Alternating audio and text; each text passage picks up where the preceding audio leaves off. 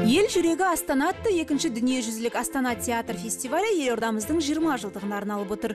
Елорданың әлемдік аренадағы абыройын одан әрі асқақтататын театр мерекесіне әлемнің түкпір-түкпірінен өнер адамдары, кәсіби театр танушылар мен сыншылар арнайы шақыртылған. Олар әрбір спектакльді кеңінен талқылап, сын пікірін ортаға салады. Бүгінгі таңға шейін әр елдің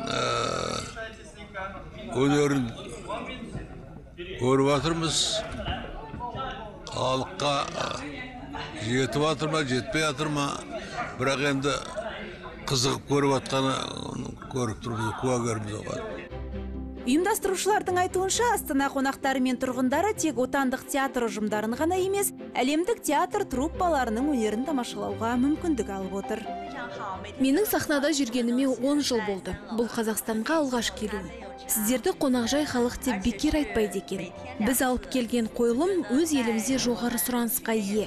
Көпшіліктің көңіліне шыққан туынды. Сондықтан астаналықтарға да ұнады деп ойлаймын.